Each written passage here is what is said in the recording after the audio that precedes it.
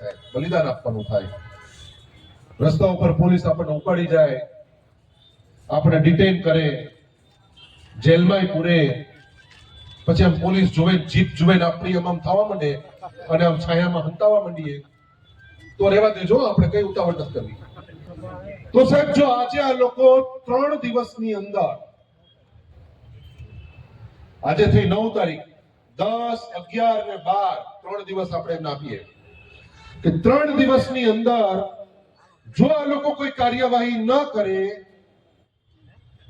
આપણને કાર્યવાહી કરવાની જાણ ન કરે, એની તપાસ ન સોંપાય, ઇલેક્શન ચૂંટણી પંચ આની ઉપર તપાસ ન સોંપે, પોલીસ બીએનએસ ની ધારાઓ પ્રમાણે એફઆઈઆર રજીસ્ટર ન કરે, તો સાહેબ 13મી તારીખે જુમ્મા હશે, કદાચ જુમ્માનું જુમ્મા આપણો પવિત્ર દિવસ છે. શુક્રવાર આપણા હિન્દુઓ માટે સંતોષીમાનો તહેવાર કહેવાય. હિન્દુઓ અને મુસ્લિમો બધા માટે શુક્રવાર પવિત્ર દિવસ છે. અને કોઈ સારું કામ કરવું હોય તો પવિત્ર દિવસે જ કરાય, કેમ કે આપણે આ દેશના કલ્યાણ માટે, આ સંવિધાનની રક્ષા માટે આપણે કંઈક કરવાનું છે. એટલે ખૂબ પવિત્ર કામ કરી રહ્યા છીએ આપણે. ભાવ રાખજો દિલમાં. 13મી તારીખે આપણે સાહેબ આ સુરેન્દ્રનગરના પૈડા ચક્કાજામ કરી દેશું. સુરેન્દ્રનગર જિલ્લાની હદની અંદર કોઈ વાહનને પ્રવેશવા નહીં દઈએ. જે હાઈવે આવે છે, જે તમારું ગામ આવે, જ્યાં તમારો મહોલ્લો આવે, તમારી સોસાયટી આવે, તમારું ગામ આવે, એની બહાર તમારે ડટી જવું પડે અને વાહનો બંધ કરી દેવા પડે, તમારે રસ્તા ચક્કાજામ કરવા પડે, આમને એક સિગ્નલ આપવું પડે કે આ બાટલો ચડાવીએ છીએ, એનાથી આગળ પણ જઈશું અમે, અહીંથી અટકશું નહીં. તો તમને બધાને મારે પૂછવું છે કે ખાલી આપણે એલાન આપી લેશું કે કરી બતાવશું? પણ આ અઘરું કામ છે સાહેબ, સહેલું નથી. બોલવું જેટલું સહેલું નથી. અમને બધાને મોટા નેતાઓ તો રાત્રે જ ઉપાડી લેશે. મારા ઘરે કાલથી પોલીસ બેસી દીધી, પણ આઈબી ના માણસો આમથી આમ, પોલીસ થી આમ નાટા મારા મોટરસાઇકલ લઈ જાય.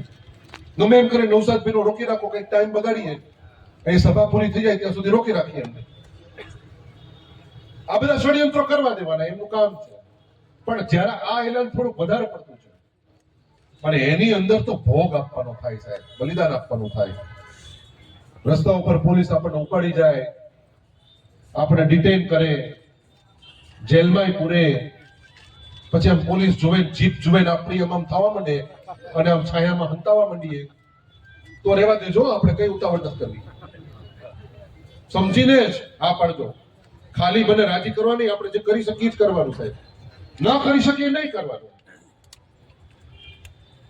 દિલથી તમને લાગતું હોય કે ના હજી આગળ વધવું જોઈએ, આજે આપણા ગ્યાસુદ્દીનભાઈ, આપણા ઇમરાન ખેડાવેલા, આપણા અમીબેન યાજ્ઞિક, આ બધા જ વિદ્વાનોની એક ટીમ એ સુપ્રીમ કોર્ટમાં જવાની બધી જ તૈયારી પૂરી કરી લીધી છે.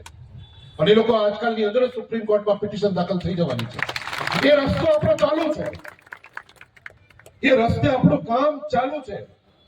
પણ રોડ ઉપર પણ અમને જવાબ આપવો પડે સાહેબ, જમીન ઉપર પણ અમને જવાબ આપવો પડે. તો આપણે રસ્તાઓ બંધ કરી શકીએ કે ના કરી શકીએ?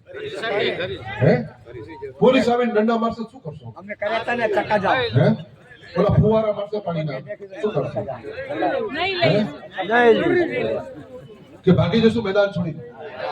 આ મત અધિકાર હાટું આપણા વડવાઓએ ગોળી ખાધી, આપણે દંડા નહીં ખાઈ. જ્યાં આપણું ગામ આવે, આપણા ગામની નજીકનો જે હાઈવે હોય, એ હાઈવે ને 13 તારીખે બંધ કરી દેવાનો થાય. ચાહે પોલીસને જસકાને જે કરવું હોય કરે. જો પોલીસ એમનું કાર્યવાહી કરે છે, એમની જે ફરજ છે, એમની જે નૈતિક ફરજ છે, ફરજ નિભાવે, સંવૈધાનિક ફરજ જો એ નિભાવે, જે આના ઉપર કાર્યવાહી કરે, તો આપણે આપણું એલાન પાછું ખેંચી લઈશું. હું મારા વિડીયોના માધ્યમથી કહી દઈશ કે ભાઈ